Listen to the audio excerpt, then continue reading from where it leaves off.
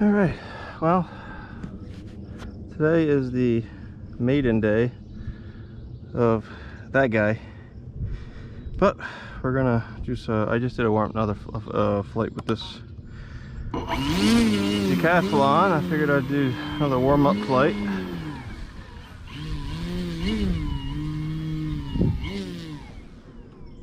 Got just over 8 hours flight time on this thing. Hold on a second. All right, directions, rudder.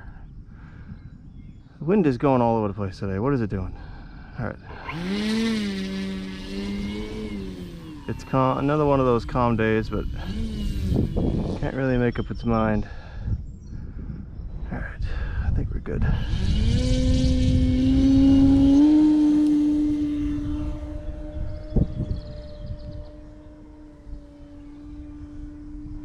Alright, so this thing, not really much to update from the last time.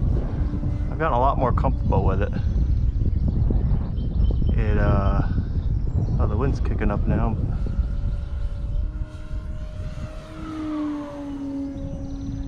It flies really nice. I now run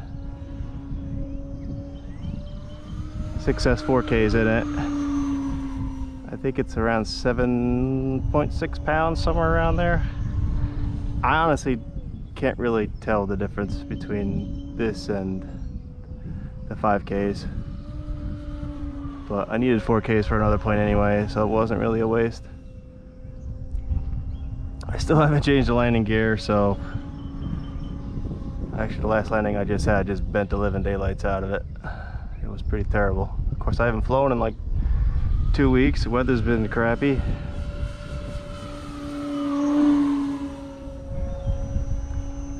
I expected the other one, the Deflatlon, to fly similar to this. It's based off this design, but it is smaller. Has a symmetrical wing instead of semi-symmetrical. But this thing is just a blast. It's everything that I really wanted it to be. It maybe could have been a little bit lighter. As I said, I may have mentioned I did use basswood ply instead of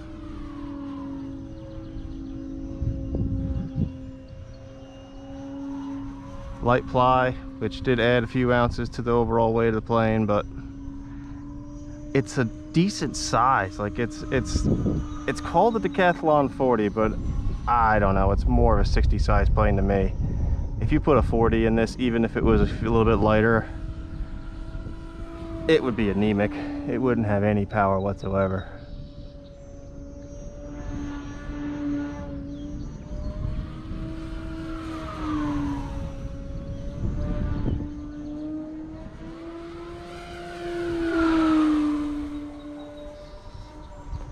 But I've pounded on this thing quite a bit, and I haven't had anything structurally be a problem. I mean, what I just did was pretty harsh on it. But I feel bad for my Citabria because I almost never touch it anymore. I much prefer to fly this. It is way more capable, and it actually slows down pretty nice too if you really wanted to, but I don't slow it down very often.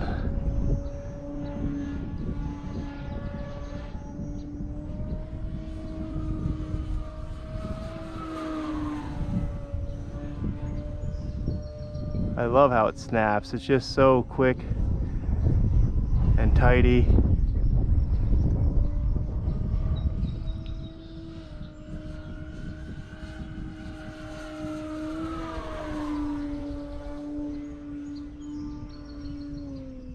It is loud.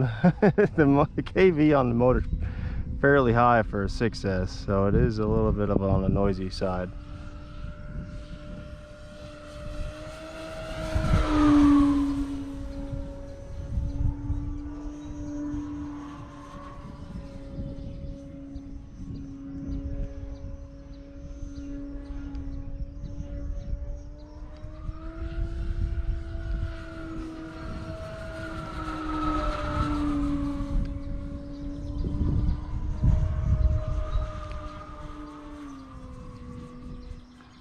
I'm actually flying a little hotter than I normally do. Battery's gonna start complaining soon.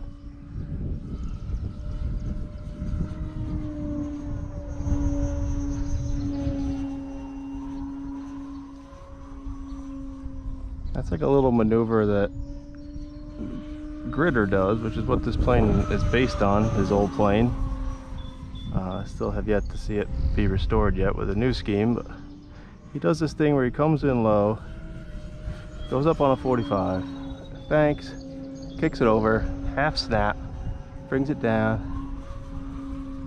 That's about as best as I've ever done it. It took a while to figure it out, just the muscle memory of which way to turn the sticks when the plane is doing different things. And I'm a big proponent for, or a big believer in using a sim for that. While a sim, most of them anyway that I've tried, do a piss poor job of modeling the stall and the snap, but just the idea of you can kind of mush your way through that part of the maneuver on the sim, but at least get the muscle memory down of what you got to do when the plane's doing it.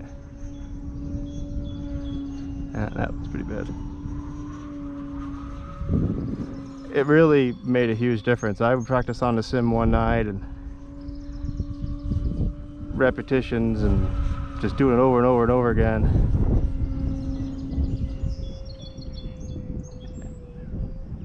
And I came out here with the real thing the next time, and it was like, oh, this is easy now.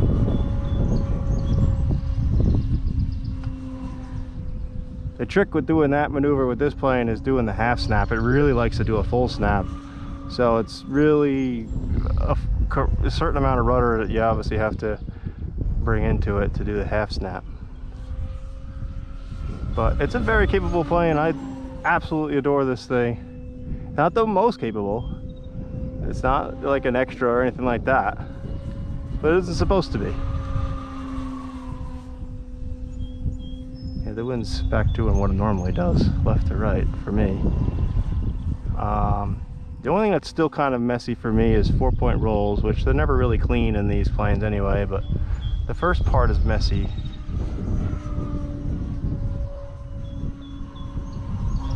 A lot cleaner than my first video of it. But there's a lot going on with a 4-point with this, because a lot of coupling, so I don't have any mixes in play. So as soon as you go to a knife edge, you got roll coupling, pitch coupling. It's just a lot to manage in a short period of time to get the sticks in the right place at the right time, and it's really rewarding when you get it right. Oh, there's a low battery. I have the ELRS receiver in here now, so it has pack voltage, and the timer just went anyway. So let's see if we can make a better landing this time. I had piss poor landing this last time. It's absolutely atrocious. Keep a little throttle in it. Wind is kicked up a little bit.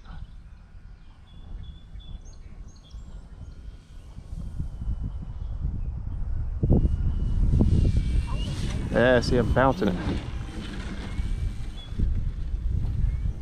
Not too bad, but not that good.